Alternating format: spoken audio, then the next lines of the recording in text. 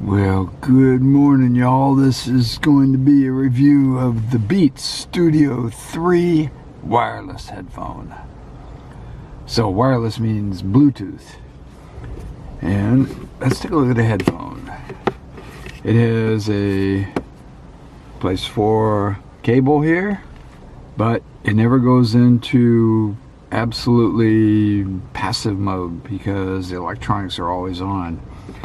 The disadvantage of that is you're not going to get the best sound through a DAC, but the advantage is the sound's going to be pretty much the same in passive or active mode, or that is wired and wireless, because the DSP is always going to be active. And you can turn off the noise canceling here. The Bluetooth, I guess, or some part of the DSP is always going to stay on. Over here in the other ear cup, if we can see it. It's so hard to focus here. Maybe if I can get... I'm using a camera, so I won't be able to get that close here. Canon M100. So anyway, that's the charge port. Over here, if we turn this on, we can see the lights light up. And then if you hold it down further, they'll start blinking, and that is the signal that you're getting pairing. And supposedly there's some way to control the ear cups for volume and so on in wireless mode. And perhaps you have to have the Beats app to do that. I don't use the app, I just use my iPhone. And it's sold by Apple, so you know, they should have figured that out, right? So here, I think you can see, if I can focus on that, where it says Studio 3. There we go. I'm in the middle of doing this. Thank you. So, anyway, there we got a pretty good headband adjustment here for large heads, small heads. And I wear it extended a little bit of that distance, probably about almost a half an inch out of that inch. So good headband range of adjustment. Now there's no swiveling to these ear cups.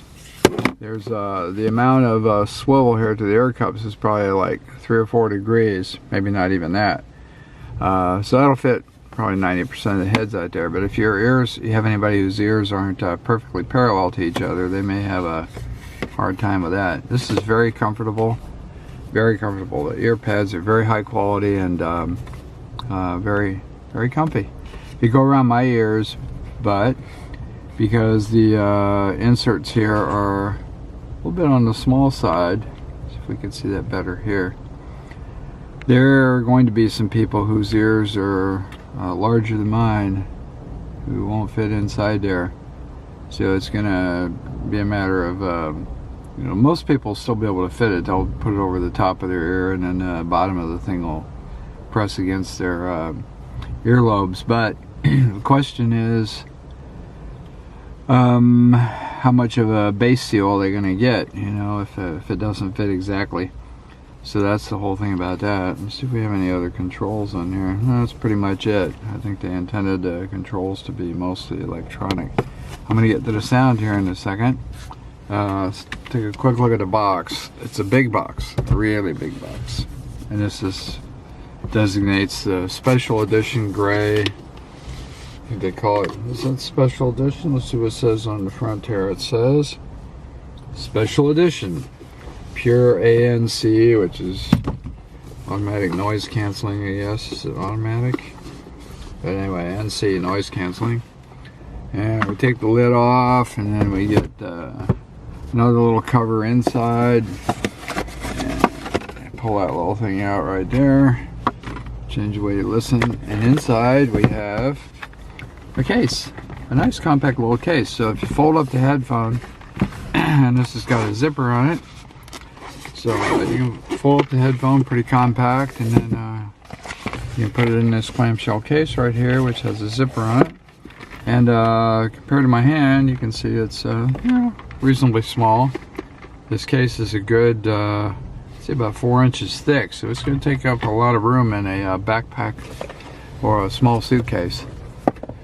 So anyway, me, I'd probably just wear the headphones around my neck, or or you know, just throw them in a suitcase wrapped in a, I don't know, t-shirt or something. And the thing is, another thing is, for portable use, this is ideal. You can put it around your neck, pull down the ear cups, and it won't press against your chin. So you don't even have to use a case. You can just carry it around all day like that, around your neck. And inside we have the charge cable, and we have the wired cable if you want to use that. A little carabiner. Then we have a whole bunch of literature here. A nice fold out telling you all about the headphone, giving you all the warnings and all that sort of stuff. So very nice box, very nice packaging. It seems like a very high quality headphone. Now let's get to the sound of this little beastie here. Thing that we need to know. Let's see if we can focus on that here. Yep. And the screen's bright enough. And I'll turn up the brightness a little bit here. Yeah, that might be a good setting right there. Then we're going to put on the equalizer here, and we're going to have a look. And here's what we got. I can see that here. Yeah, it need to be a little brighter.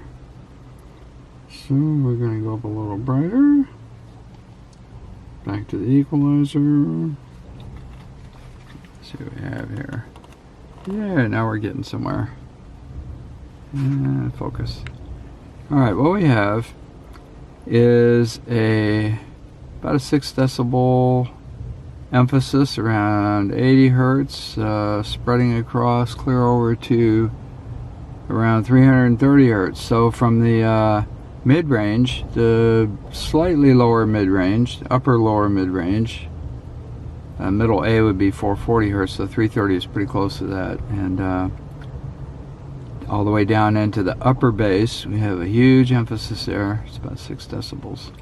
And then we have a recess, and this is compared to the classic neutral headphones, Sennheiser 600, that sort of thing. We have a recess in the lower treble from around 2 kilohertz to 5 kilohertz. That's the presence region that makes the headphone sound very present and alive. So the combination of the recess there and the emphasis in lower mids to upper bass can create a pretty dull sound unless you turn the volume way up. And when I asked the guys in the store one time, what do you do about that? And they said, crank it up. Well, cranking it up could lead to ear damage. And one of the things that makes me suspicious about that is you'll see here on the front end of that curve on the right side there, you'll see there's a big emphasis that I've pushed down about, let's say about 4.5 decibels in the upper treble between, let's say, around 7 to 9 kilohertz. Very strong emphasis there. I probably haven't pushed it down as much as I should. It's a little extra brightness helps with this other stuff going on. But anyway, with a strong peak up there in the high treble, it makes me wonder if they are not voicing this thing to compensate for some of the fans who might be losing their hearing on the upper end there. And just makes me wonder. So anyway, there's the sound of the thing. They call this a Studio 3, and you know, personally, it wouldn't matter what kind of music I was recording. I wouldn't want to monitor that music with a headphone that's not essentially flat, you know, a neutral sound, because I want to know exactly what's going on in a recording. Now, playing back is a different matter. Playing back is just a matter of preference. But in recording, I'd want to know exactly what I'm getting.